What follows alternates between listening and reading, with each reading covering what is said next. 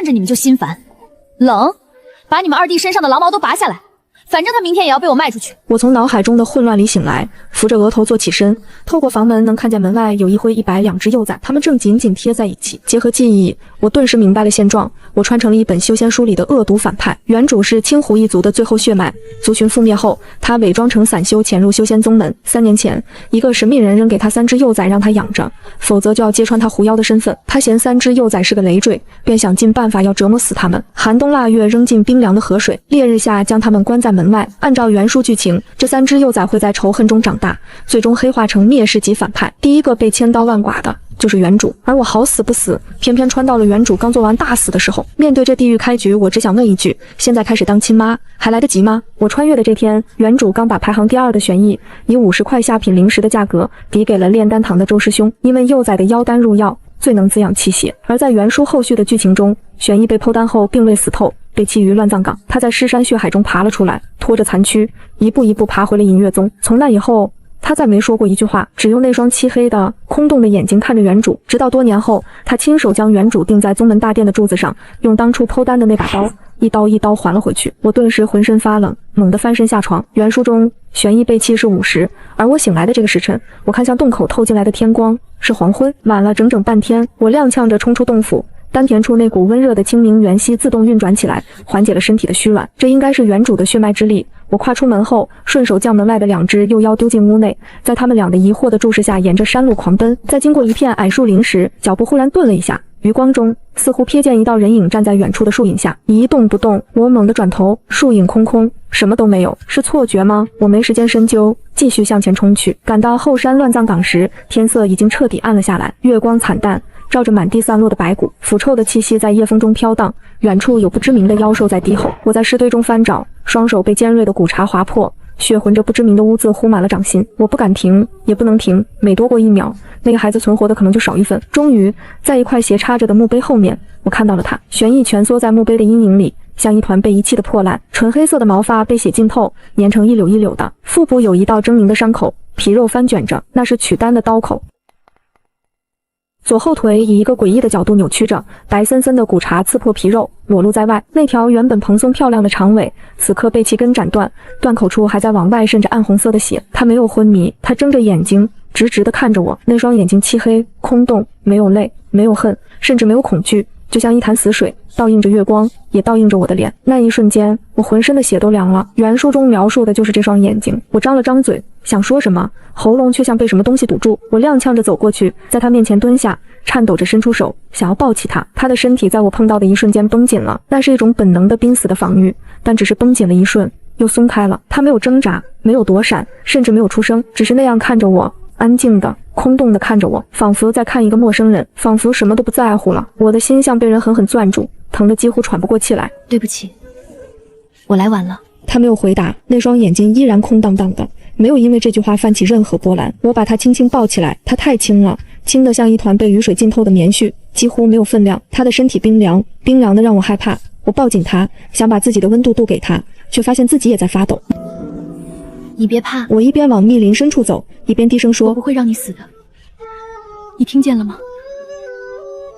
我不会让你死。”我找了个相对隐蔽的山坳，把它放下来。月光从枝叶的缝隙里漏下来，照着他惨不忍睹的伤口，腹部的刀口还在往外渗血，断尾处的血肉已经开始发黑，那是溃烂的前兆。再拖下去，他撑不过今晚。我深吸一口气，闭上眼睛，调动丹田处的清明元息，温热的气流沿着经脉缓缓流动，汇聚到掌心。我睁开眼，将手掌附在他腹部的伤口上，让那股温热的能量一丝丝渗透进去。玄逸的身体猛地一颤，他抬起头，那双漆黑的眼睛里终于有了一丝波澜。别动，我轻声说，我在给你治伤。他没有动，但他也没有再把脸埋下去，他就那样抬着头，一直看着我，看着我掌心里那一点点淡青色的光晕慢慢覆盖他的伤口，看着那道狰狞的刀口以肉眼可见的速度止血、结痂、愈合。我收回手时，后背已经被冷汗浸透，清明元息的消耗比我想象的大得多，但我不敢停。我重新凝聚力量，把手附在他扭曲的左后腿上，骨骼复位的声音很轻，在寂静的夜里却格外清晰。他的身体又绷紧了，但还是没有出声。自始至终，他一言不发，直到断尾处的伤口也开始愈合，直到那层淡青色的光晕彻底消失，直到我瘫坐在一旁，大口喘着气。就在此时，远处传来极其轻微的窸窣声，像是有人踩到了枯叶后迅速收回了脚。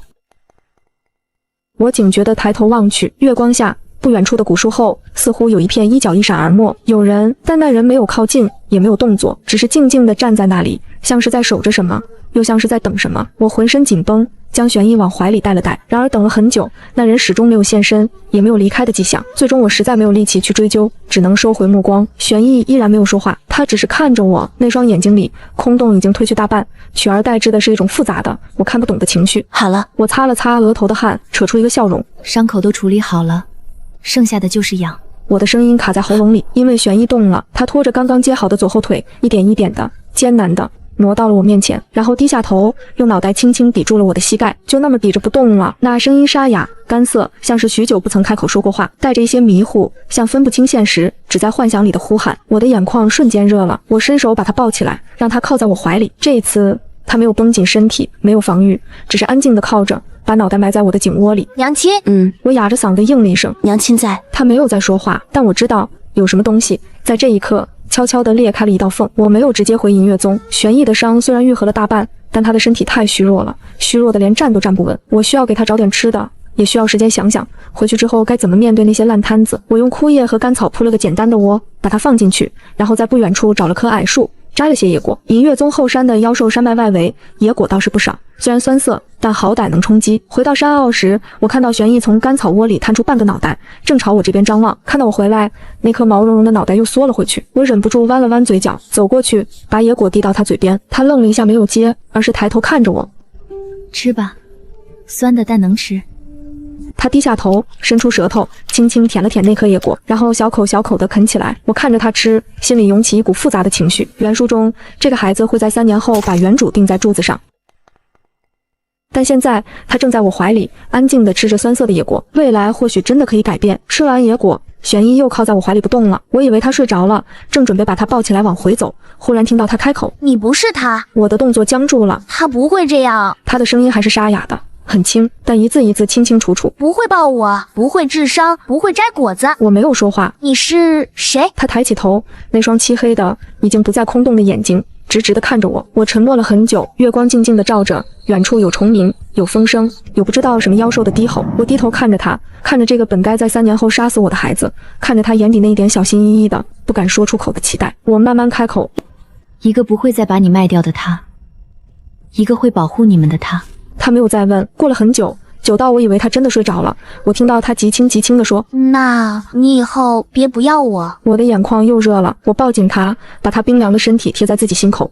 不会，永远不会。身后传来脚步声，很轻很慢，像是怕惊扰什么。我猛地回头，本能地将玄逸护在怀里。月光下，一个年轻男子站在几步之外，他穿着一身利落的猎装，衣摆沾着叶露和草屑，像是已经在山林中走了很久。腰间配着长刀，刀柄上的红绳已经磨得发白，那是常年握持留下的痕迹。是猎妖队的厉云舟。我心中警铃大作，猎妖队的人为什么会在后山？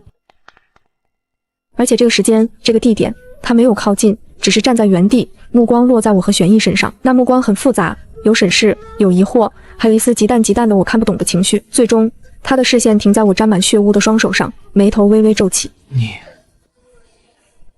需要帮忙吗？他没有问我为什么在这里，没有问玄逸是怎么回事，甚至没有问我身上那些血是哪里来的。他只是站在那里，问了一句：“需要帮忙吗？”我戒备地盯着他，没有回答，他也没再追问。沉默片刻后，他从腰间解下一个水囊，轻轻放在脚边的石头上。你这样抱着他走，他会更难受。我低头看了看，玄逸的脸色好像确实更差了些，连忙想用清明元息给玄逸治疗。掌心的微光刚刚亮起，我就察觉到厉云舟正朝这边走过来。我飞快地压下能量，只暗中引了一丝清明元息渗入玄逸体内，堪堪稳住他正在流失的生机。厉云舟几步走到跟前，单膝跪地，伸手探了探玄逸的鼻息。还有气弹太弱了，这种伤，就算找到炼丹堂的江婆婆，怕也回天乏术。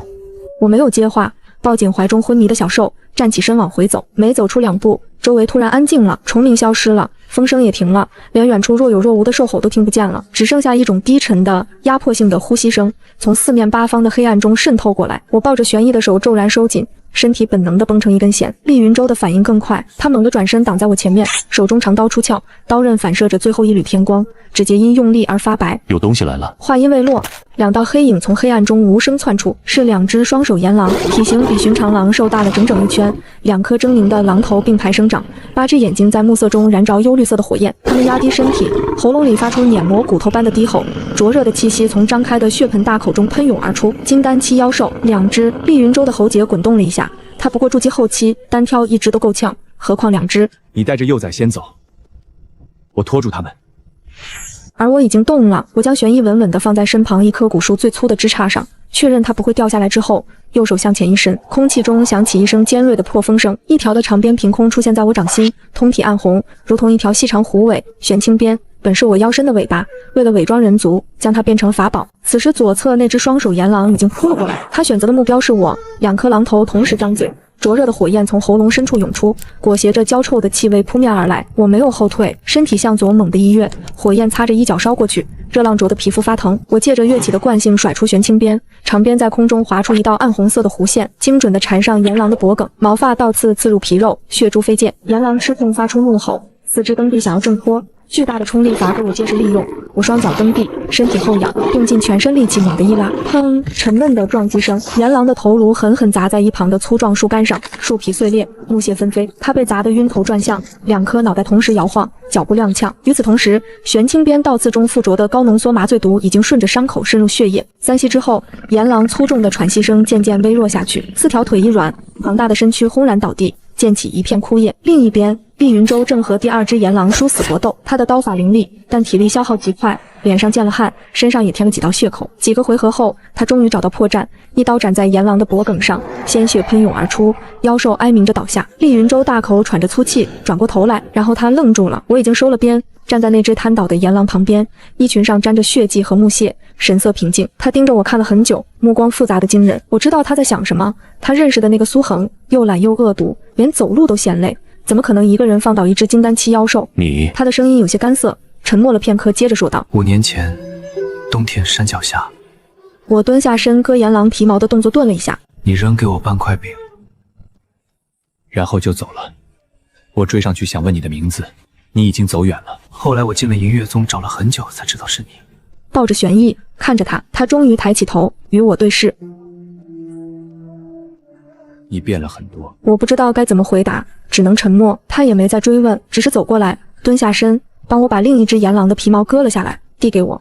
走吧，他撑不了多久。我接过皮毛，点了点头，转身往洞府的方向走去。走出几步后，我回头看了一眼，他还站在原地，看着我的背影，不知道在想什么。我回到洞府时，天已经彻底黑了。远远的我就看到2个小小的身影蹲在洞口的石头上，一银灰一纯白，在夜色里几乎融成2团模糊的光点，是苍兰和雪见。苍兰率先看到了我，他皱着小眉头站起来，嘴巴张了张，又倔强地闭上。雪见趴在石头上，前爪紧紧扒着边缘，2只浅灰色的眼睛在黑暗中一眨一眨，写满了不安与期盼。大哥，坏女人今天怎么这么晚还不回来呀？怕什么？她东西还在这儿呢，会回来的。话虽如此，他的目光却一直没有从我来的方向移开过。然后他们看到了我怀中的玄翼，那个浑身血污、毛发纠结、后腿扭曲变形、了无生气的玄翼。雪见愣了一瞬，紧接着发出一声尖细的呜咽，从石头上滚了下来，4条小短腿蹬着地面跌跌撞撞地朝我跑来。苍兰也没能维持住镇定，他整个身体僵住了，眼眶以肉眼可见的速度变红。我看着这2只惊恐的小东西，心中一阵钝痛。他们才多大，连化形都不到，就已经学会了察言观色，故作坚强，学会了在恐惧中等待一个可能永远不会回来的人。我蹲下身，尽量放轻声音：“别怕，他还活着。”厉云舟没有进洞，只在洞口说了句“我去请江婆婆”，便转身消失在夜色里。我把玄翼放在石床上，他整个身子蜷成一团，呼吸浅的几乎察觉不到，被血浸透的毛发贴在皮肉上，散发出浓重的铁锈味。苍兰和雪见挤在石床边上，2双眼睛一眨不眨地盯着玄翼的伤口，谁都没有出声。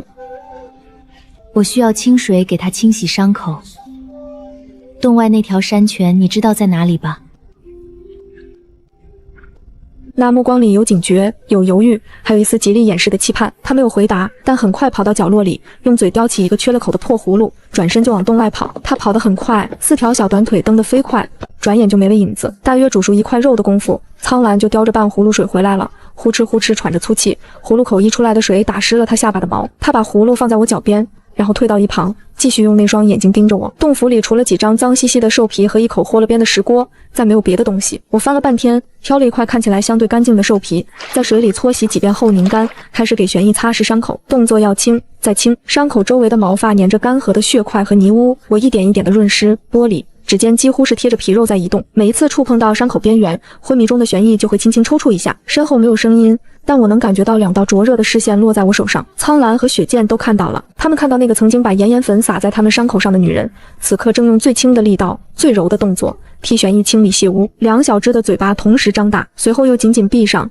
像是不敢相信自己的眼睛。我没有解释。过了片刻，洞口传来缓慢的脚步声，江婆婆慢悠悠走进来，身后跟着厉云舟。她拄着拐杖，弓着背，浑浊的眼睛在玄逸身上扫了一圈，然后她伸出枯瘦的手指，掀开被我擦净的伤口看了看，又探了探脉搏。很久，她直起腰，摇了摇头。骨头碎成这样，失血又多，老身的丹药无力回天。说完转身就要走。婆婆，能不能给些止痛的丹药？江婆婆停下脚步，慢慢回过头来，她浑浊的眼睛在我脸上停留了几息，眼底闪过一丝难以察觉的诧异。在她的认知里，这个恶毒的女修从不曾为这几只幼崽求过任何东西。最终她还是点了点头，从袖中掏出一只小瓷瓶递给厉云舟，厉云舟又转交给苍兰。去把药拿过来。苍兰叼起瓷瓶，跟着江婆婆和厉云舟往外走。等他们的脚步声走远，我立刻起身，扯下洞口那张破旧的兽皮帘子，将外面的视线遮了个严实。洞里一下子暗了下来，只剩角落里一点将灭的火光。我转身走向石床，雪见挡住了我。这只纯白色的小兽不知什么时候爬上石床，此刻正四肢撑开挡在玄逸身前，浑身的毛都炸了起来，像一团受惊的蒲公英。浅灰色的眼瞳因恐惧而放大，喉咙里发出呜呜的低鸣，那声音又细又颤，像小兽濒死前的哀叫。它在发抖，4条腿抖得几乎站不稳，却死死地撑在那里，一步都不肯退。我明白它在怕什么，以前那个女人干过太多次了，把受伤的幼崽从床上拎起来扔到地上，拎着尾巴丢出洞口，扔进结冰的溪水里。雪见以为我靠近是要把重伤的玄逸扔掉，我不会扔他，你让开，我给他治伤，行不行？他甚至往前迈了一步，把整个小身子更紧地压在玄逸身上，前爪撑着石床边缘，竭力把自己撑得更大一些。那双浅灰色的眼睛里盈满了泪水，却倔强的不肯落下来。我叹了口气，我不想再跟他僵持下去，伸手捏住他后颈的皮，轻轻提了起来。雪见顿时慌了，4条小短腿在空中疯狂乱蹬，头上的小脚左右甩动，像一只被拎起来的慌乱小猫。其中一下，小脚结结实实地戳在了我的下巴上，不算很疼，但确实被戳了一下。雪见的动作猛地僵住了，他整个身体定在半空中，浅灰色的眼睛里泪水一瞬间涌满眼眶，然后大颗大颗地滚落下来。4条腿也不蹬了，耳朵紧紧贴着脑袋，喉咙里发出极细极弱的呜咽声。他吓坏了，在他短暂的生命里，弄疼这个女人的后果只有一种：被打、被饿、被丢出去。他一定在想，二哥只是多吃了几口东西就被卖掉挖单，我戳伤了他，他会不会把我也卖给炼丹堂？哭什么？又不疼。我没再多说什么，将它放到一旁的石凳上，转身走回石床前，掌心亮起微光，清明元息从丹田涌出，沿着手臂汇聚到指尖，化作一团温润的银绿色光芒。我将手掌按在玄逸断裂的后腿上，能量缓缓渗入，碎裂的骨骼重新结合，撕裂的皮肉以肉眼可见的速度愈合，连被咬断的尾巴断口处都长出了一小截嫩粉色的新肉。雪见的呜咽声戛然而止，我余光瞥见他蹲在石凳上，浅灰色的眼瞳瞪得溜圆，嘴巴微微张开，一副见了鬼的表情。那张小脸上写满了震惊与困惑。这是什么能力？这个打他们骂他们他们的坏女人怎么会有这种能力？我管不了他怎么想。治疗结束的时候，后背已经被冷汗浸透。今天先给自己疗伤耗了大半能量，现在又给玄逸续命，清明元息几乎被抽干。一阵强烈的眩晕袭来，我的手从玄逸身上滑落，踉跄2步，跌坐在石凳上，呼吸急促，视线模糊，耳朵里嗡嗡作响。我只想闭上眼睛好好睡一觉。我强撑着对雪见说：今晚看到的烂在肚子里，谁都不准说。雪见愣愣地点了点小脑袋，不知道自己靠在石壁上睡了多久。醒来时，洞里的火已经灭了。黑暗中，雪见蜷在石床脚边，鼻尖几乎贴着玄逸的后腿，那条昨晚还碎成几截的腿，此刻已经愈合了大半，只剩浅浅的疤痕藏在毛发下面。雪见听到动静，抬起头来，浅灰色的眼睛在黑暗中闪了闪。他看了看我，又看了看玄逸的伤腿，小脑袋里大概还在消化昨晚看到的一切。不准说。小脑袋点了一下，我揉了揉僵硬的脖子，发觉体内的清明元息恢复了一小部分，至少走路不成问题了。起身环顾了一圈，发现苍兰还没回来。不对，他去拿药不需要这么久。心中一沉，我顾不上别的，甩开兽皮帘子就冲了出去，沿着苍兰去江婆婆那里的路一路找过去。转过2道山岩之后，我听见了声音，不是一个声音，是好几个。苍兰被堵在一条窄道上，拦住他的是3个穿着杂色衣袍的散修，看年纪不过15、16岁，不是银月宗的人。他们衣袍上没有宗门标识，应该是最近借住在宗门附近的外来散修。其中一个尖嘴猴腮的少年正举着一只灵兽袋，笑嘻嘻地打量苍兰。就说这小东西品相不错吧？你看这脚，这尾巴，绝对是稀有品种，抓回去卖给玉兽宗，少说值几百灵石。苍兰被另外2个人堵在墙角，嘴里还死死咬着那只小瓷瓶，身上的毛全炸了起来，喉咙里发出威胁的低吼。但他太小了，还没化形，在3个筑基初期的散修面前毫无还手之力。地上散落着白色的药粉，瓷瓶碎了一只，应该是挣扎中被踩碎的。苍兰看着那些被踩进泥里的药粉，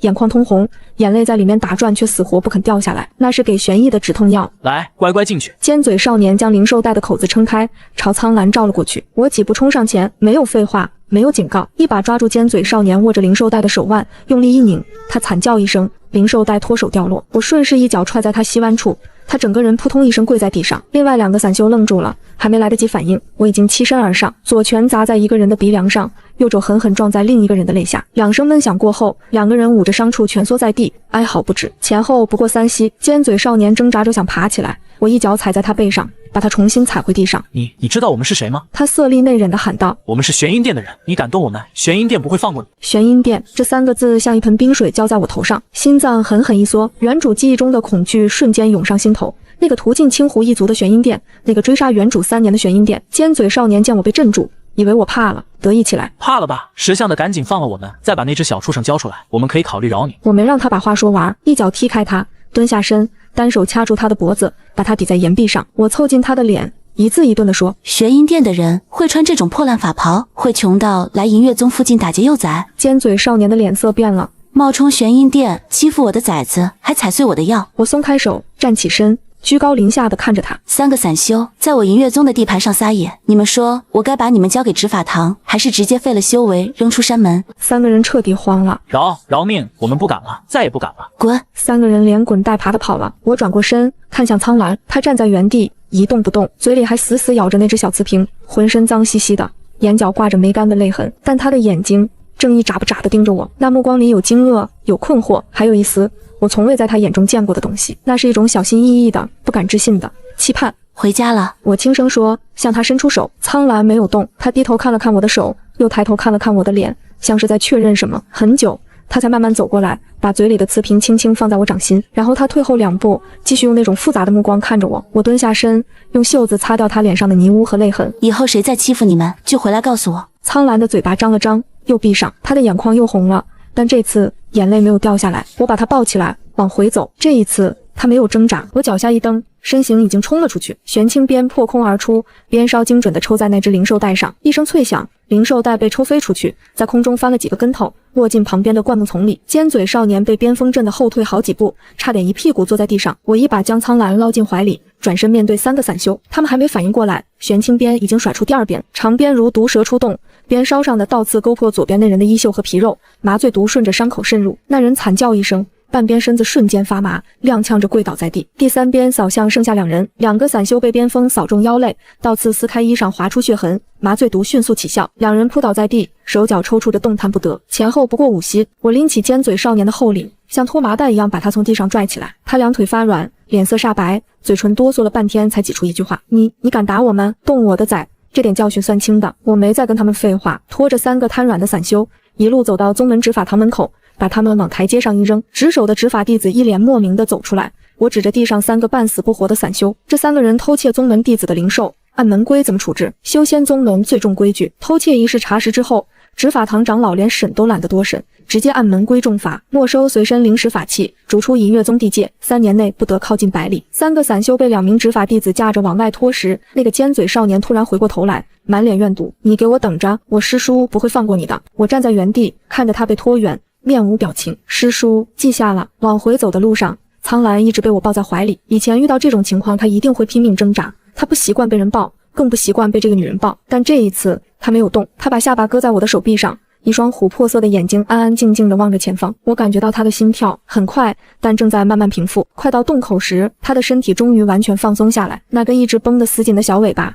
轻轻地晃了一下。按完我没有睡，把苍兰放回石床后，我检查了一遍玄逸的伤势，清明元息的效果比我预想的好，他的后腿已经完全愈合，断尾处也长出一截新肉，呼吸平稳了许多。雪见全在玄逸身边，鼻尖抵着他的脖颈，两只小耳朵偶尔动一下，睡得不算踏实。苍兰趴在石床另一头，琥珀色的眼睛半睁半闭，始终没有完全合上。三只小兽挤在一起取暖，让昏暗的洞府看起来没那么冷了。但我没心思感慨，我蹲在洞口，用玄青边的藤蔓重新布置入口禁制。原主留下的禁制粗糙的像纸糊的窗户，稍有修为的人一碰就碎。我将藤蔓嵌进石缝，以清明元溪为引催动禁制纹路，勉强加固了3层。做完这些，我靠在洞口的石壁上开始烤肉。岩狼的肉质粗糙，但我割下来的那几块腰腹嫩肉还算能入口。火光映在石壁上，跳跃的影子把整个洞府染成暖黄色。肉香弥漫开来时，我听到身后传来极轻的动静，是雪见。他从石床上爬下来，4条小短腿踩着地面，朝我这个方向挪了2步，然后停住，浅灰色的眼睛盯着我手里的烤肉，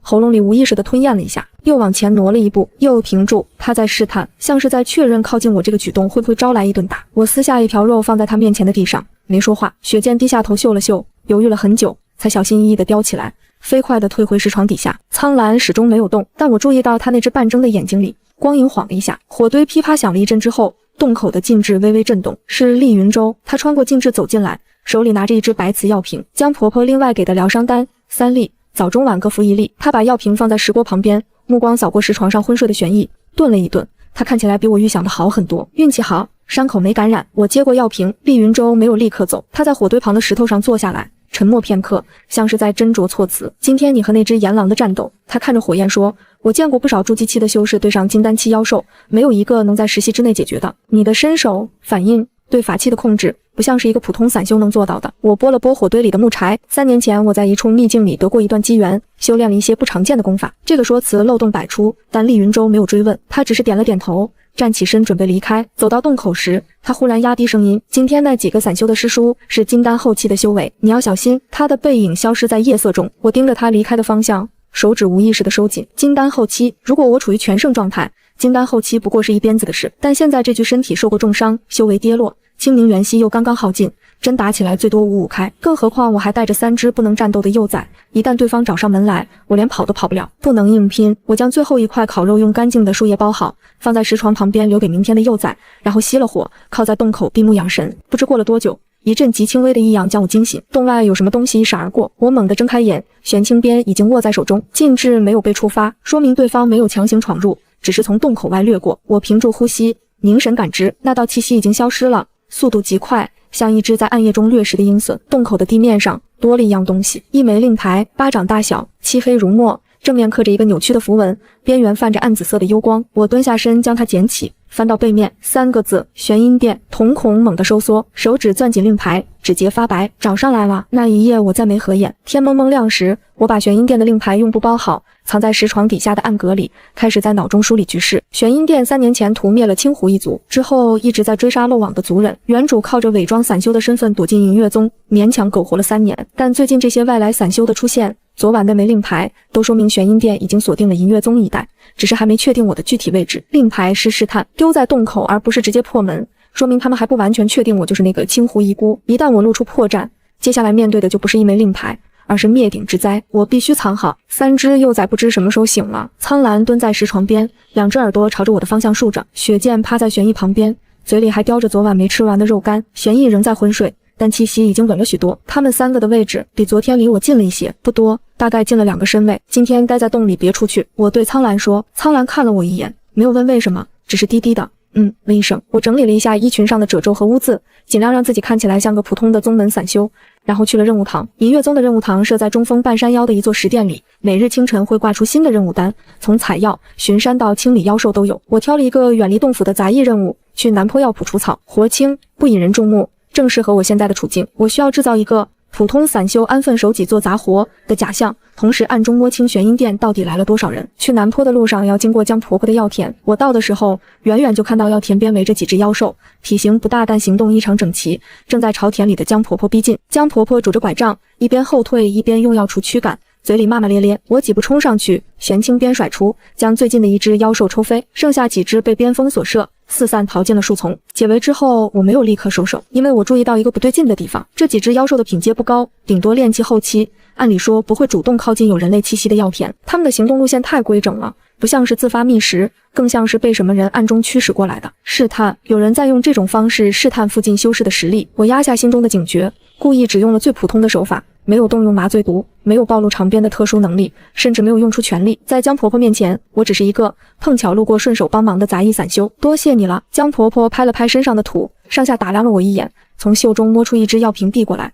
这瓶筑基丹你拿着，老身用不上了。对了，你那几只小崽子的伤怎么样了？好些了。我接过药瓶，顺势问道：婆婆，宗门最近是不是来了不少外人？我做任务的时候总碰到生面孔，可不是吗？江婆婆摆了摆手，前几日来了一批散修，说是路过借住，执法堂给他们安排了西坡的客舍。为首那个姓柳的，看着客客气气的，可老身觉得那人眼神不善。姓柳，我脑中飞速闪过昨天那个尖嘴少年被拖走时的话，我柳叔不会放过你。师叔姓柳，借住的散修为首也姓柳，这不是巧合。那批散修根本就是玄阴殿的人，那几个偷幼崽的少年不是什么普通散修，而是玄阴殿安插在银月宗周围的外围探子。他们用借住交流的名义潜入，一边在宗门内活动，一边暗中搜寻青湖遗孤的下落。而那个柳姓的为首之人，柳长老，玄阴殿的金丹后期修士，3年前追杀我到银月宗地界，最终因为没找到确切目标而撤离的头目之一。他又回来了。我攥紧了袖中的药瓶。回到洞府后，我用身上仅剩的灵石在方式换了一套迷踪阵的阵旗。这种阵法不算高级，但对于炼气到筑基期的修士来说足以造成干扰，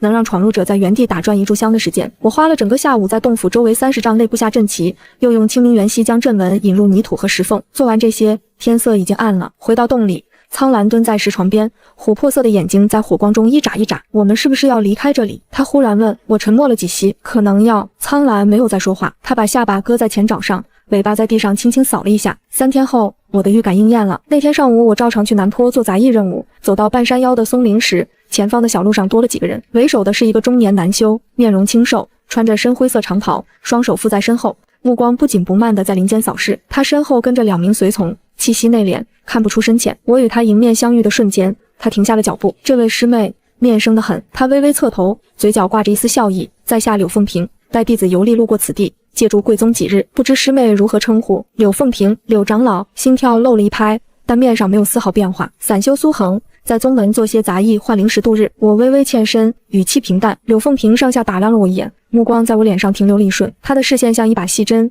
试图从我的表情、仪态、气息中寻找某种特定的痕迹。苏师妹，不知可曾在妖兽山脉中见过一只青狐？她的语气随意的像在闲聊天气。我一位故人在寻一头走失的灵宠，青毛白尾，很是好认。心脏猛地抽紧，我露出一个茫然的表情。青狐，那可是极稀有的妖兽品种，我若是见到了，早自己抓了卖钱，哪还用得着在这儿除草？柳凤萍笑了笑，笑容没有到达眼底。说的也是。她点了点头，停顿了一息，忽然话锋一转，听说苏师妹洞府中养了几只幼崽，品种倒是少见，不知可否让在下一关？在下对灵兽颇有研究。空气突然变得稀薄。他知道幼崽的存在，我不知道他是从那几个被逐出宗门的散修口中得知的，还是自己暗中探查过。但他说出这句话的时候，眼中那丝试探的意味已经毫不遮掩。我维持着脸上的笑容。柳前辈说笑了，那几只是我在山脚下捡来的普通灵兽，毛色杂得很，怕是污了前辈的眼。柳凤萍的目光微微眯了一下，嘴角的弧度不变。他正要继续开口，身后传来一个声音：苏师妹，任务堂催你去交接药铺的活了。厉云舟不知道什么时候出现在松林后方的小道上，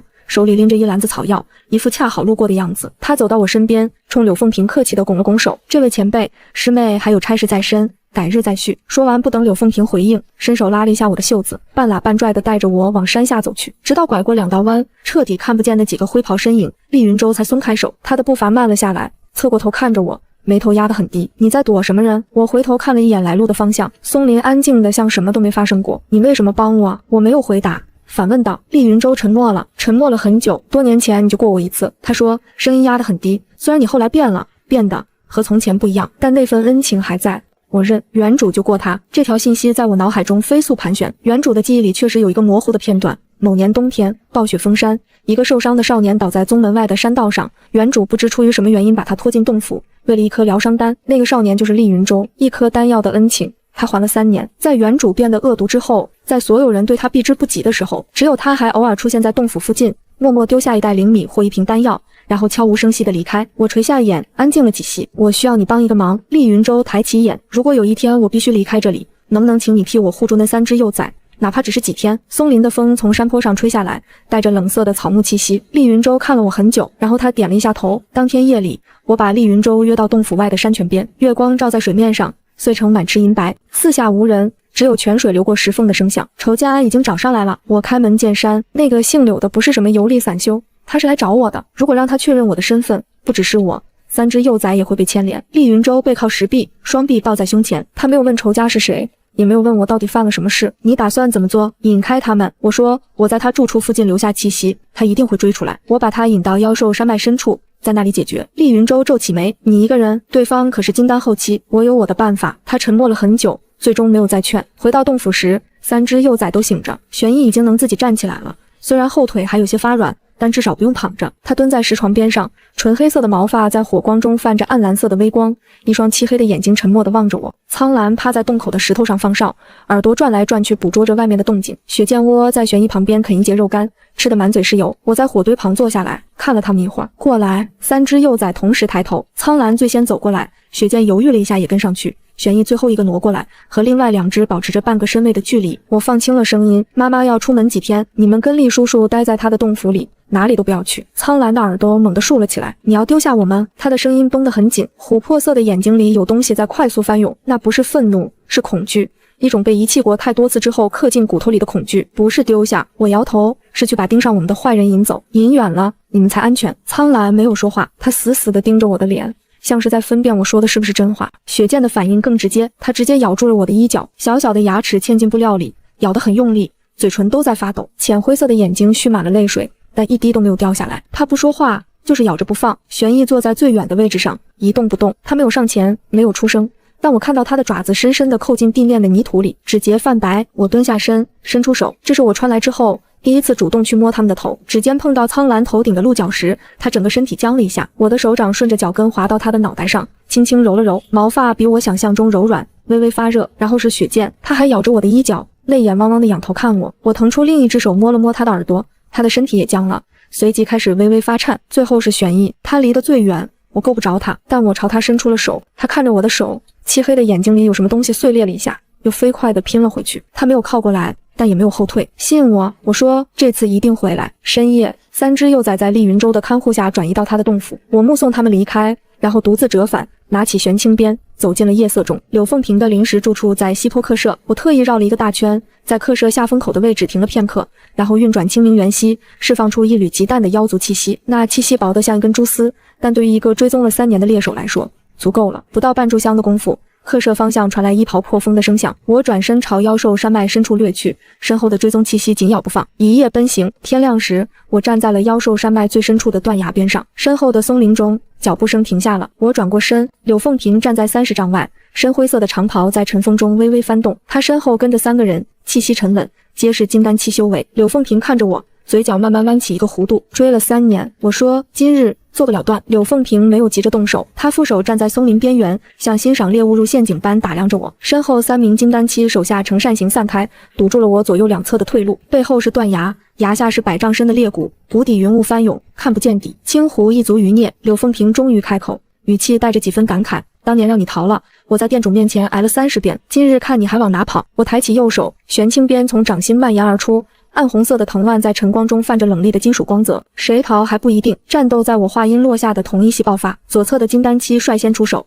一道剑气横斩而来，我侧身避开，长鞭反手一甩，鞭梢带着尖锐的破空声缠向他的手腕，他急忙撤剑格挡，但玄清鞭上的倒刺已经勾住了他的袖口。我猛地一拉，将他整个人拽向前方，他踉跄2步还没站稳，我的鞭身已经绕上了他的脖颈，收紧再收紧，倒刺刺入皮肤，麻醉毒顺着血液扩散，他的瞳孔骤然放大。3息之后，他双膝一软，瘫倒在地。不可能！柳凤萍的表情第一次出现裂痕。你是元婴期。我甩掉长鞭上的血珠，平静地看着他。受过伤，跌了境界，但杀你们几个够用了。第2个金丹期不等我说完就扑了过来，他比第1个谨慎，选择了远程攻击，掌中凝出3道锋刃接连斩来，我连续侧闪，第3道锋刃擦着我的肩膀飞过，衣袖被割开一道口子。我没有正面应接，而是边退边将他往断崖左侧的碎石地带引。那片碎石下面是我来时就注意到的裂隙，看起来只是普通的石缝，实际上踩上去整块石板都会塌陷，下面就是裂谷。他追得太急了，当他踏上那块碎石的瞬间，脚下传来清脆的断裂声，石板从中间裂开，碎石如瀑布般向下倾泻。他的脸色骤变，双脚蹬地想要跃起，但碎石带着他的身体一同坠入了裂谷，惨叫声在谷壁间回荡了很久，才渐渐消失。柳凤萍的面色彻底沉了下来，他不再试探，右手一翻，一柄漆黑如墨的短刀出现在掌中，那是他的本命法器。刀身上流淌着暗紫色的纹路，散发出阴冷刺骨的气息。他出刀了，刀芒如劈炼般横扫而来，速度快得几乎撕裂了空气。我举起玄青鞭应接，长鞭与刀芒碰撞的瞬间，一股巨大的冲击力沿着手臂传来，我的虎口震裂，鲜血顺着指缝滴落。金丹后期的全力一击，不是我现在的身体能硬扛的。嘴角溢出一缕血丝。第三个金丹期趁我被震退的间隙从侧面包抄过来，两面夹击，我左至右处。玄青鞭舞得密不透风，却依然露出破绽。柳凤萍的第二刀划过我的肋下，衣裳裂开，皮肉翻卷，血珠飞溅，不能再拖了。我咬破舌尖，将一口精血喷在玄青鞭上，长鞭骤然亮起刺目的红光，每一根倒刺都像被火焰点燃，散发出灼热的能量。这是燃烧精血强行提升战力的禁术，代价是事后修为会受损，但此刻我没有别的选择。我的速度在一瞬间暴增到了极限，玄青鞭如一条暴怒的火蛇，从下往上刺穿了第三个金丹期修士的护体灵光，鞭尖没入他的肩胛，大剂量的麻醉毒直接灌入他的经脉，他连惨叫都来不及发出，整个人就直挺挺地倒了下去，只剩柳凤萍一个人了。他的眼中终于浮现出真正的恐惧，但恐惧没有让他后退，他反而更加凶狠地挥刀，黑色的刀芒一道接一道斩来。我正面迎上，燃烧精血后的力量让玄青鞭的每一次挥击都带着撕裂空气的尖啸。最后一鞭，我将全身剩余的力量灌注在鞭尖上，玄青鞭刺破柳凤萍的护体灵光，穿透她的丹田。柳凤萍低头看着胸口那条贯穿而过的暗红色藤蔓，嘴角溢出黑血。她的手缓缓伸进袖中，摸出一枚翠绿色的符箓，用尽最后的力气将它捏碎。传讯符，碎裂的符箓化作一道绿光冲天而起，消失在云层中。店主会为我报仇。他的身体向后倒去，坠入断崖后的云雾之中。我抽回玄青鞭，单膝跪地，大口大口的喘息，嘴里全是铁锈味，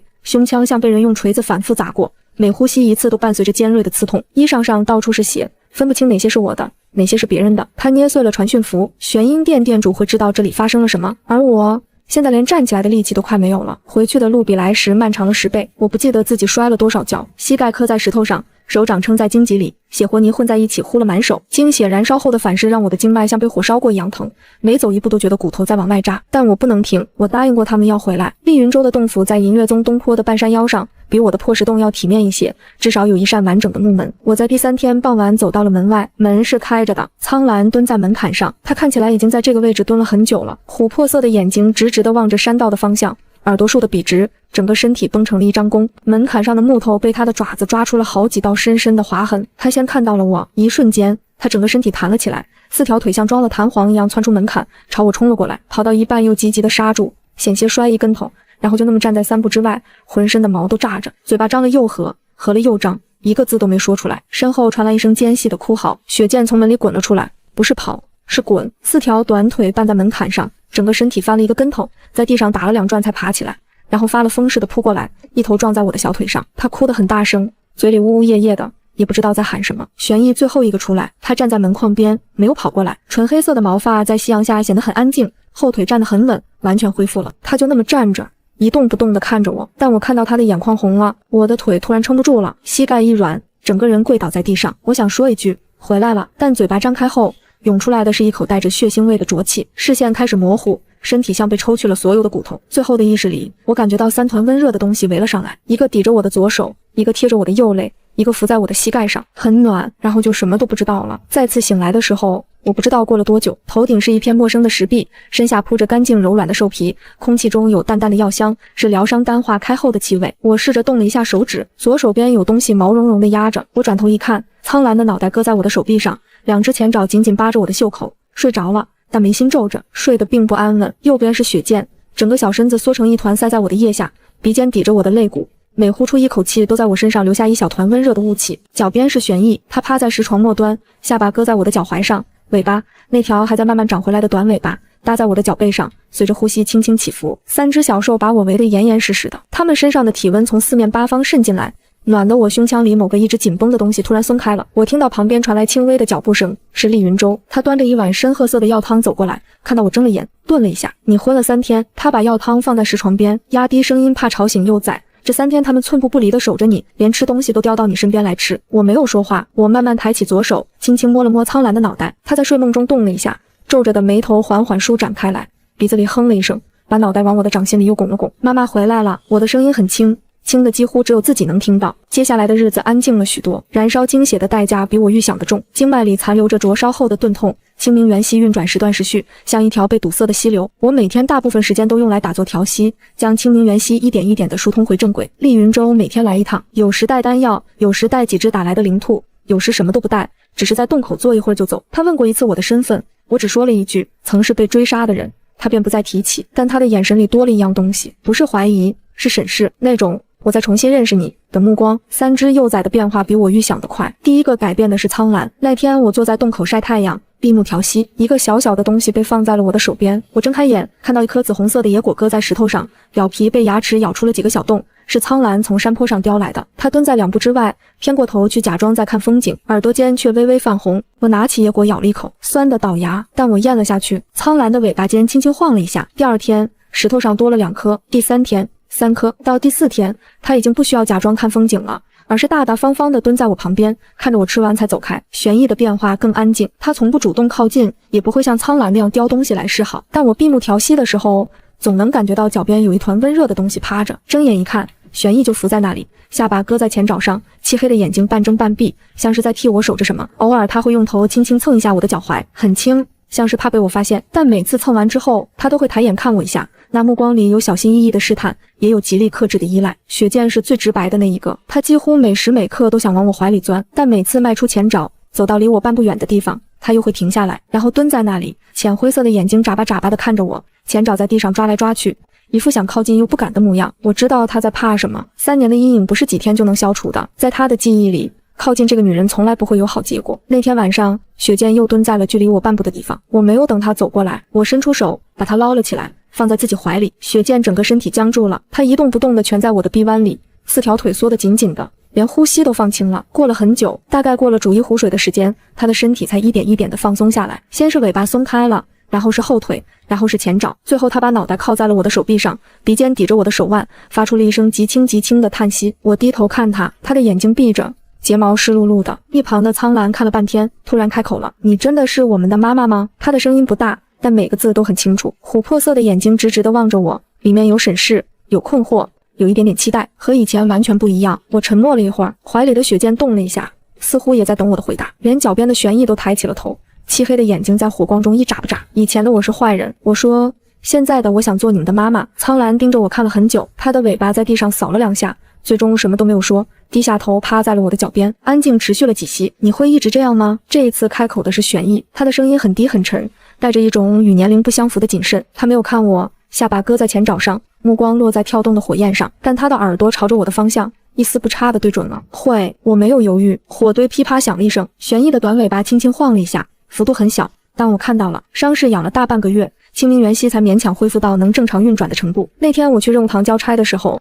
石殿外的告示墙上多了一张烫金大字的公告：银月宗3年一度的宗门大比，10日后开始，所有弟子必须参加。我本来没打算去，身上的伤还没好透，经脉里偶尔还会窜过一阵刺痛，这种状态上擂台无异于找死。但告示最下方的一行小字让我改了主意：大比前3名可入藏经阁顶层自选功法1部。藏经阁顶层，我在原主的记忆里翻了很久，终于翻到了一个模糊的片段。有人曾提起过，藏经阁顶层收藏着一门名为敛息术的功法，修成之后可以将修炼者的气息完全隐藏，连元婴期的修士都无法察觉。这正是我最需要的东西。柳凤婷死了，但他临死前捏碎了传讯符，玄阴殿殿主迟早会亲自找上门来，而我身上的妖族气息就像一盏黑夜中的灯笼，只要对方有心搜寻，根本藏不住。敛息术是我目前唯一的出路，你伤还没好，强行上场会留下隐患。厉云州得知我要参加后皱起了眉，万一打出内伤，我必须拿到那门功法。他看了我一会儿，没有再劝。回洞府的时候，3只幼崽已经不知从哪里得到了消息。苍兰蹲在洞口，脸上写满了担忧，雪见围着我转来转去，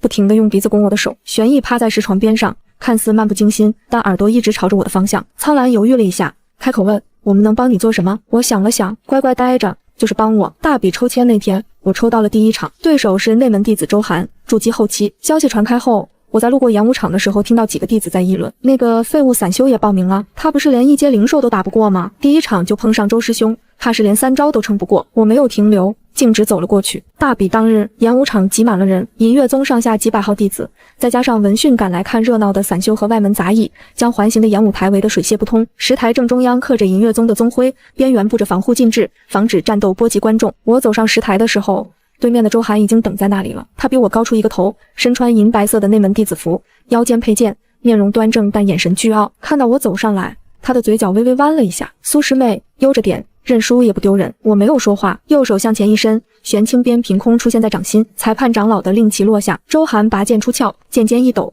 ，3道凌厉的剑气呈扇形斩来，速度很快，角度也刁钻，是银月宗内门的烈风3式。我侧身闪过第1道，低头避开第2道，第3道剑气擦着我的头发飞过去，削断了几根发丝。近了，玄清鞭在空中甩出一道暗红色的弧线，鞭梢精准地缠上了周涵的剑柄。他感到手中一沉，下意识加力握紧，但长鞭上的倒刺已经死死勾住了剑身。我借着他握剑的反作用力猛地一拉，周涵整个人被拽得向前踉跄2步，剑势全散，玄清鞭顺势从剑柄划上他的手腕，再从手腕缠上脖颈，倒刺刺入皮肤，麻醉毒渗入血液，失息。周涵的眼神从震惊变成茫然，再从茫然变成不可置信。他的膝盖弯了一下，然后整个人软倒在了石台上。全场鸦雀无声，安静持续了大概3息，然后爆发出一阵嗡嗡的议论声。我看到台下执法堂的一位长老猛地从座位上站了起来，瞪大了眼睛。我收回玄清鞭，转身下台。第2场，金丹初期的师姐100招之内拿下。第3场，金丹中期的师兄50招。到第3场结束的时候，演武场的气氛已经完全不同了，没有人在议论废物散修，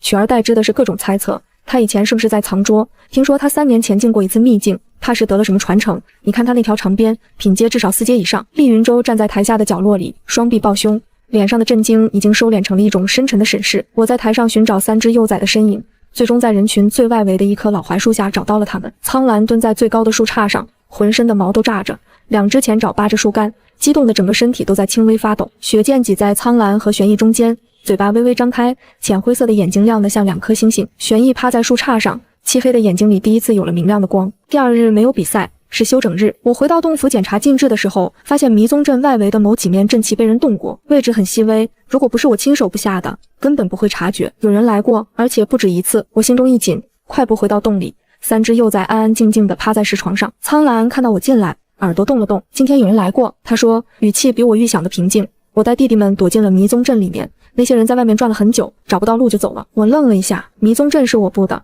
效果有限，最多让闯入者在原地打转1炷香，但苍兰居然懂得利用它来藏身。我从未教过他这些，他是自己观察学会的。做得好，我说。苍兰的耳尖红了一下，偏过头去装作没听见。第3日4强赛，我的对手是银月宗排名第2的天才弟子林霜，金丹后期，擅长剑修。这是我第一次在擂台上陷入苦战。林霜的剑法精妙，攻守兼备，没有任何多余的动作，他的每一剑都恰到好处地封住我的退路，逼我不得不正面应接。玄清鞭在速度上不输他的剑，但在灵力厚度上差了一截。金丹后期的灵力储备不是我现在的身体能正面抗衡的。200招之后，我的手臂开始发麻。300招，虎口再次裂开。400招，玄清鞭的挥击速度明显变慢了。林霜察觉到了我的疲态，他的剑势骤然加快，连续7剑逼得我节节后退，直到背后抵上了石台边缘的禁制屏障，我退无可退。他举剑刺出最后一击的瞬间，我没有躲，而是迎着剑尖将玄清鞭甩了出去，长鞭缠上了他的剑身，倒刺死死嵌入剑刃的纹路中。他拔不出剑，我也收不回鞭，2个人就这么僵持住了。但我比他多一样东西，麻醉毒顺着倒刺渗入剑身，沿着金属传导到了剑柄上。林霜握剑的手指开始发麻，力道一点一点的流失。他拼命催动灵力抵抗，但麻醉毒的渗透速度比他排毒的速度快。一盏茶之后，他的剑从手中滑落，险胜。决赛的对手是银月宗剑宗以来最年轻的元婴期修士大师兄萧逸。赛前的夜晚，厉云舟来找我，元婴和金丹之间的差距不是技巧能弥补的。他靠在洞口的石壁上，语气比以往任何时候都认真。你已经拿到了前3的名额，可以进藏经阁了，决赛认输也无妨。我坐在火堆旁，玄清鞭盘在膝上，一寸一寸地检查着藤身上的裂纹。第1名可以在顶层待1个时辰，第3名只有1炷香。我头也没抬，1炷香的时间不够。厉云舟张了张嘴，最终什么都没说就走了。决赛那天的演武场比前几日更挤，连宗主都亲临观战，带着几位长老坐在最高处的观礼台上。萧逸已经站在台上了，他比我想象中年轻，不过20出头的模样，身形修长，面容冷峻，周身萦绕着一层若有若无的灵光，那是元婴期修士才有的神光护体，不刻意施展便自然存在的防御。他没有轻视我，令其落下的同一席，他直接释放了元婴威压，一座无形的山压了下来。我的膝盖猛地弯了一下，险些单膝跪地，胸腔像是被巨人的手掌攥住了，呼吸变得又浅又急。元婴威压不是物理攻击，而是一种精神层面的碾压，它作用于神魂，让低阶修士产生本能的恐惧和臣服。我咬紧牙关，硬挺着站稳了，玄清鞭甩出，肖战拔剑相迎，剑光如白虹贯日，干净利落地将我的边际隔开，反手一剑，剑气如匹练横扫。我侧身闪避不及，肩膀被剑气擦过，衣裳裂开，渗出血珠。第二剑、第三剑、第四剑，我被打得不断后退。玄清边的每一次格挡都伴随着手臂的剧烈震颤。元婴期的灵力浑厚的像大海，而我的灵力储备像一口快要干涸的井，每交锋一次就少一分。台下某个角落里传来一声极细的呜咽，我没有回头，但我知道是谁。3只小兽一定在人群里看着。苍兰大概浑身的毛都炸起来了，雪剑一定在咬自己的爪子。玄一应该趴在那里一动不动，但爪子把树皮都抓烂了。不能输！我咬破舌尖，精血落在玄清边上的瞬间，藤身再次亮起刺目的红光。这是第2次燃烧精血，比第1次的代价更大。我能清楚地感觉到丹田中的灵力在以不可逆转的速度流失，经脉像被烧红的铁条反复灼烫，但速度提上来了。玄清边带着灼热的红芒刺向萧逸，他举剑格挡，但边尖绕过了他的剑身，抽在了他的右肩上，倒刺嵌入皮肉，麻醉毒渗入。萧逸的动作顿了一下，只顿了半息，但这半息足够了。我欺身而上，长鞭如蛇缠上了他的脖颈，倒刺抵着他的喉结，藤身收紧到只需再用1分力就能勒断气管的程度。全场死寂。萧逸低下头看着缠在脖颈上的暗红色藤蔓，沉默了2息，然后他松开了握剑的手。我认输。他的声音不大，但在绝对安静的演武场中清晰地传进了每个人的耳朵。我收回玄清鞭，在原地站了片刻，然后膝盖一软，身体直挺挺地向后倒去。昏过去之前，最后看到的画面是从台下某棵老槐树上滚落的3个毛茸茸的小身影。再次醒来后，我发现自己的修为从金丹后期跌到了金丹中期，清明元息变得不稳定，时有时无，像一盏被风吹得忽明忽暗的油灯。我尝试运转了一遍，指尖只冒出一丝微弱的银绿色光芒，随即就熄灭了。短期内治愈能力无法使用。我躺在石床上盯着头顶的石壁，心里算了一笔账，修为跌落一个小境界，清明元息短期失效，经脉有暗伤，身体机能大幅下降。如果此时玄阴殿店主找上门来，我连逃跑的资格都没有。昏迷了整整5天才彻底醒来。宗主亲自派人来请我上中锋议事殿。我拖着虚弱的身体走进去的时候，宗主端坐在主位上，两侧站着几位长老，站在最左边的位置上，右肩上还缠着绷带。宗门大比第一。宗主看着我，目光中多了几分审视。你想要什么奖励？藏经阁顶层。宗主点了点头，从袖中取出一枚玉牌递给侍者。顶层1个时辰，不得超路，不得带出。藏经阁在银月宗北峰之巅，是一座7层的青石高塔。越往上走，禁制越强，空气中弥漫的灵气也越浓郁。首阁长老验过玉牌后放我进去，木门在身后缓缓关闭。顶层不大，四面墙壁上嵌着玉简架，每个架子上只摆着寥寥几枚玉简。我快速扫过标签，在最东面的架子上找到了敛息术。玉简入手微凉，神识探入后，一套完整的功法如流水般涌入脑海。修炼方法并不复杂，但对灵力的精细控制要求极高，正适合我这种灵力不足但控制力精准的状态。我默记了3遍确认无误后，将玉简放回原处。还剩半个时辰，我继续在架子上翻找，目光忽然被角落里一卷残破的兽皮吸引了。兽皮很旧，边缘焦黑，像是从火中抢救出来的，上面的字迹歪歪扭扭，用的不是人族的文字，而是一种古老的妖族符文。我看得懂，青狐一族，上古神兽天狐之后裔，血脉中蕴藏天狐9变之力，可令修为在极短时间内突破数个大境界。觉醒之法，以至亲之情为引，同源血脉相连，以心为药。我的手指微微收紧。天狐9变，原来青狐一族不是普通的妖族，而是上古神兽的后裔，这解释了为什么玄阴殿要费尽心思灭掉整个族群。我继续往下看，兽皮的另一面还有字：玄阴殿覆灭青狐一族，非为除妖，实为基于天狐9变之力。天狐9变一旦觉醒，修为可破化神乃至更高，此等力量殿主志在必得。我的瞳孔骤缩，所以玄阴殿追杀我3年，不只是为了斩草除根，他们是想要天狐9变。如果我觉醒了这个力量，玄阴殿会更加疯狂地追杀我，而且不只是追杀我一个人，我的3个孩子身上同样流淌着青狐血脉，他们也会成为目标。觉醒意味着更强的力量，但也意味着更大的危险。我正要将兽皮放回去，余光扫到了最末尾的一行字，字迹比前面的更加模糊潦草，像是在极其仓促的情况下不写上去的。天狐血脉非独青狐一族所有，上古天狐一脉分化数支，其中一支引入人族。后面的字迹被烧毁了，只剩下几个残缺的符文，勉强能辨认出父血脉觉醒几个字。我盯着那几个残缺的符文看了很久。幼崽的父亲，那个强行与原主双修后消失的神秘修士，他的血脉与上古天狐有关。我深吸一口气，将兽皮卷好放回原处。现在不是深究这些的时候。走出藏经阁的时候，阳光刺得我眯了眯眼。台阶下面站着4个身影，厉云舟靠在栏杆上，看到我出来点了点头。他脚边趴着3个毛茸茸的小家伙，苍兰蹲在最前面，琥珀色的眼睛一直盯着阁门的方向。雪见窝在厉云舟脚边打瞌睡，听到开门声猛地惊醒，差点又从台阶上滚下去。玄逸趴在最后面，见我出来，耳朵动了动。苍兰站起来，仰头望着我，拿到想要的了？我点头，拿到了。闭关用了7天，脸息术的修炼比我预想中顺利。这门功法的核心不在于灵力的多寡，而在于对气息的精细操控，将体内每一缕妖族气息都压缩、折叠，封入经脉深处，最终在体表形成一层与普通人族修士毫无差别的气息薄膜。第7日清晨，我收工睁眼，运转脸息术，体表的妖族气息如潮水般退去，取而代之的是一股平平无奇的、属于筑基期散修的普通灵力波动。我用神识自检了3遍，确认没有任何破绽后，才长出了一口气。从今往后，就算元婴期的修士站在我面前，也感知不到我身上半点妖族的痕迹。我推开兽皮帘子，走出洞府，外面的天色有些不对劲。银月宗的山门方向升起了几道防御禁制的光柱，在灰蒙蒙的天幕下泛着不安的微光。中锋议事殿的钟被敲响了3声，这是宗门遇到外敌时才会使用的警示信号。山道上零星有弟子快步经过，表情紧绷，低声交谈着什么。我拦住一个路过的杂役弟子问了一句，他的脸色发白，说话都有些结巴。来了一群人，好多人，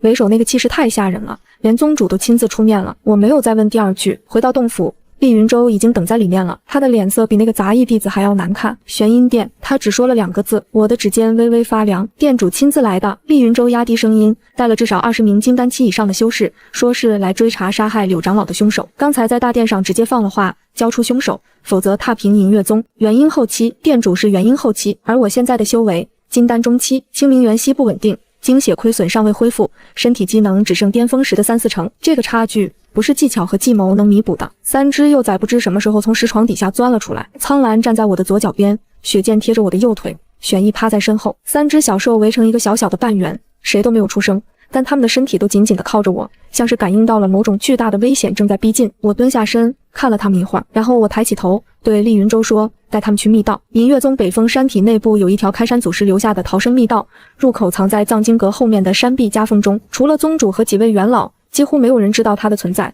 但原主的记忆里有一个模糊的片段，似乎是无意间撞见过。厉云舟接过3只幼崽的瞬间，苍兰猛地回头看我，你呢？我去大殿。苍兰的瞳孔骤缩，他张嘴想说什么，但被厉云舟抱起来塞进了怀里。雪剑开始挣扎，4条短腿疯狂地蹬着，嘴里发出呜呜的哭声。玄逸咬住了厉云舟的袖口，死死不松。我走到他们面前，伸手摸了摸苍兰的头，又摸了摸雪剑的耳朵，最后在玄逸的鼻尖上点了一下，乖，只说了1个字，转身走出了洞府，没有回头。大殿的门是敞开的，我走进去的时候，所有人的目光同时落了过来。大殿正中央站着一个人，中年男子，身材高瘦，穿着一袭暗紫色的长袍，双手负在身后，周身萦绕着一层肉眼可见的灵力光晕，那光晕呈暗紫色，带着令人心悸的压迫感，像是随时会化为实质，将周围的一切碾碎。元婴后期的气息毫不收敛地弥漫着，殿内的空气都变得沉重而粘稠。他的目光在我踏入大殿的那一刻就锁定了我，是你，不是疑问句，是陈述句。他的脸息术比我更高明，或者说他根本不需要脸息术，因为他有更直接的判断方式。柳凤萍死前捏碎的传讯符不仅传递了位置信息，还传递了对手的战斗特征，一条布满倒刺的暗红色长鞭，附带麻醉毒，整个修仙界用这种法器的人屈指可数。我站在殿门内与他对视，3年了，我说阴魂不散。店主的嘴角弯了一下，没有达到眼底。青湖余孽，他的声音不高，但每个字都像是从极深的井底传上来的，带着阴冷的回音。当年屠你全族时漏了一条鱼，我一直引以为憾，今日总算能补上了。他身后的20余名修士同时释放灵压，整座大殿像是被一块巨石压住了，连空气都开始扭曲。站在观礼台上的宗主脸色骤变，你是妖族？宗主的声音里有震惊，有愤怒，更多的是一种被欺骗后的难堪。一直在用假身份欺骗我银月宗。我没有回答。店主不紧不慢地转向宗主，姿态从容的像在谈一桩买卖。交出他，玄阴殿与银月宗两清，我只要这个人，不伤你宗门一草一木。大殿内安静了几息，宗主的目光在我和店主之间来回移动，嘴唇抿成了一条线。两侧的长老们交换着眼神，有的面露犹豫，有的已经开始不着痕迹的往后退。沉默持续的每一息都在消磨着什么。然后有人站了出来，不是宗主，不是长老，他从最左侧的位置走到殿中央，右肩上的绷带还没拆完，站定后抱拳朝宗主行了一礼。宗主苏恒是本届宗门大比第1名，他代表的是银月宗的脸面。他的声音不急不缓，若将自己宗门的第1名拱手交出，传出去，银月宗颜面何存？店主微微眯眼，目光扫过。殿内再次安静，我没有等宗主做出决定，一人做事一人当。我向前迈了一步，声音平稳，我跟你走，但条件是不得牵连银月宗任何人。店主看着我笑了，那笑容像冬天的冰面，光滑冰冷，下面藏着不见底的深水。你当我是来跟你讲条件的？他的语气忽然变了，所有的从容和耐心在这一刻全部消失，取而代之的是赤裸裸的贪婪与杀意。杀了你，你那3只幼崽身上的天狐血脉照样是我的，抓回去炼药也好，培养成血奴也好，用不着你来指手画脚。大殿里的空气像是凝固了，我的眼神在这一刻彻底冷了下来。右手一翻，玄清鞭破空而出，暗红色的藤蔓在殿堂的烛光下泛着嗜血的冷芒。店主没有给我任何准备的时间，元婴后期的威压如一座真实的山岳从天而降，大殿的石砖在脚下皲裂，梁柱发出不堪重负的吱嘎声。我的膝盖猛地弯折，整个人被压得跪倒在地，手掌撑在碎裂的石砖上，指缝间渗出鲜血。元婴后期和金丹中期之间的差距比我想象中更大，他甚至没有动用法器，仅凭威压就将我定死在原地。我咬紧牙关，试图调动体内的灵力反抗，但丹田里那点可怜的灵力在这股压力面前如同蝼蚁撼树，毫无意义。玄清鞭从手中滑落，瘫在地上像一条死蛇。店主居高临下地看着我，眼中没有怜悯，只有一个猎人审视猎物时的冷漠。青狐一族的最后一滴血。他缓缓抬起手，掌心凝聚出一团暗紫色的灵力。终于，大殿的侧门被撞开了，3道小小的身影从门后冲出来，速度快得几乎拖出了残影。苍兰冲在最前面，他比我想象中快得多，不只是快，他的周身爆发出一层银灰色的光芒，那是妖力，不成熟的、狂暴的、完全失控的妖力。他的眼睛变成了树瞳，红色从琥珀变成了炽烈的金色。小小的身体像一颗银灰色的流星，一头撞在了厉云舟的胸口上。厉云舟被撞得踉跄后退3步，手臂上传来的力道让他的脸色骤变，这不是一只幼崽应有的力量。3只小兽从他身边窜过，冲进大殿。苍兰挡在我身前，4条腿撑开，鹿角上的纹路泛起微弱的金光，他浑身的毛都炸了起来。小小的身体在元婴威压下瑟瑟发抖，却一步都没有后退。雪剑和玄翼紧随其后，一左一右护在我的两侧，不许伤害他。苍兰的声音在发抖，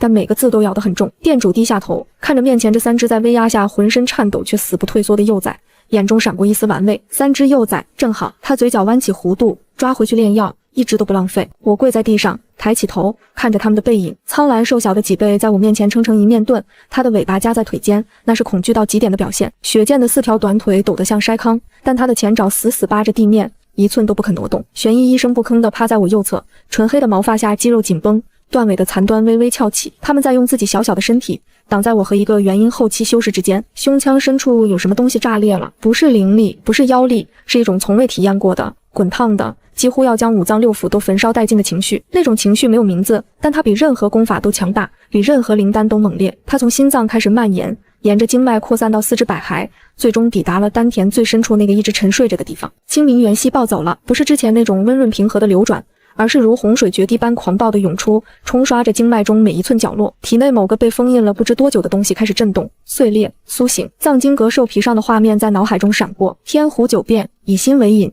至亲之穴，唤醒神脉。以心为引，不是修为，不是灵力，是心。我缓缓抬起右手，指尖咬破，3滴精血从伤口中逼出，它们没有落在地上，而是悬浮在空气中，泛着温润的银绿色微光，像3颗小小的星辰。然后精血动了，它们像是有了自己的意志，分别飞向3只幼崽，落在他们的眉心。银灰、纯黑、纯白的毛发在精血触碰的瞬间亮了起来，3种不同的光芒交织在一起，如同3条光带缠绕上升。苍兰发出一声低沉的嘶鸣，他的身体猛地一震，眉心处绽放出一团银色的光，光芒沿着他的鹿角蔓延到全身。玄翼和雪剑也同时发出了不同音调的嘶鸣，纯黑与纯白的光芒从他们体内喷薄而出，然后3只幼崽的体内各涌出了一滴精血，那精血是金色的，3滴金色的精血从他们的眉心浮起，穿过空气落回了我的掌心。同源血脉双向共鸣，我的掌心像是握住了一颗太阳，滚烫的能量从掌心灌入丹田，与清明元息融为一体，形成了一股前所未有的磅礴力量。那力量冲破了丹田的壁障，冲破了经脉的桎梏，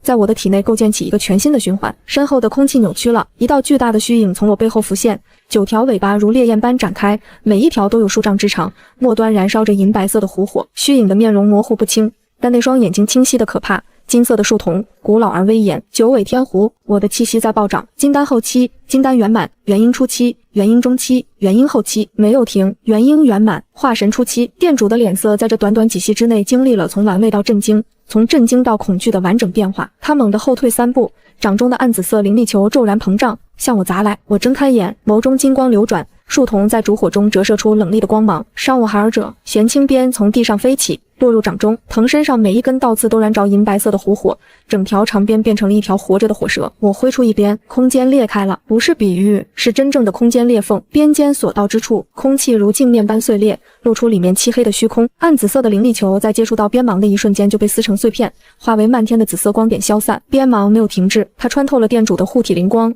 穿透了他仓促凝聚的防御法术，穿透了他的血肉之躯。店主低下头，看着胸口那道贯穿而过的裂缝，裂缝边缘燃烧着银白色的湖火，正在以不可阻挡的速度吞噬他的身体。不可能！他的声音碎裂了，连同他的身体一起化为漫天的灰烬。玄阴殿剩余的修士呆立了2息，然后像受惊的鸟群一样四散溃逃，从大殿的门窗中疯狂涌出，眨眼间跑得一个不剩。大殿里重新安静下来，我收回玄清鞭，九尾天狐的虚影在身后缓缓消散，化为点点银光融入我的体内，暴涨的灵力潮水般退去，身体像是被抽去了所有力气，膝盖再次弯曲，但这一次我没有倒下，因为有人在扶着我。厉云舟不知什么时候冲到了战场上，他的左臂垂在身侧，袖口被鲜血浸透。我注意到店主最后那一击偏转的轨迹，本该落在雪剑身上的余波被他挡了下来。你受伤了，我伸出手，清明元息已经恢复了，银绿色的微光笼罩住他的伤口，断裂的骨骼重新结合，撕裂的皮肉缓缓愈合。厉云舟低头看着愈合的伤口，嘴角弯了一下，恩情还完了。我摇头，这不是恩情，是朋友。厉云舟愣了一息，然后他笑了，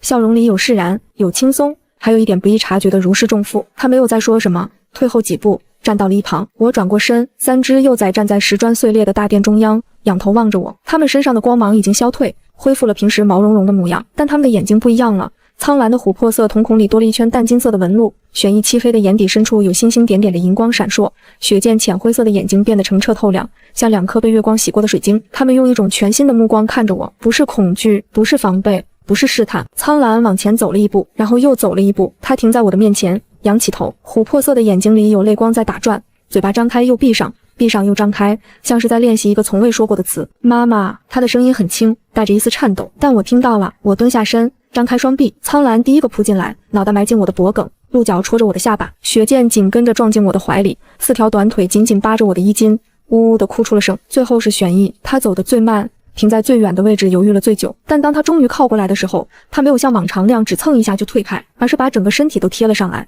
下巴搁在我的肩膀上，那条还没完全长好的短尾巴贴着我的手臂轻轻晃了一下。我抱紧他们，很紧很紧。大殿里一片狼藉，碎裂的石砖，断裂的梁柱，灼烧的痕迹，满地的灰烬。宗门上下数百号弟子挤在门外面面相觑，宗主站在观礼台上久久未动，没有人出声打扰。厉云舟靠在大殿侧门的门框上，静静地看着这一幕。残阳从破碎的殿顶照下来，将我和3只幼崽的影子拉得很长很长。他的嘴角浮起一抹极淡的笑容，然后转过身，慢慢走了出去。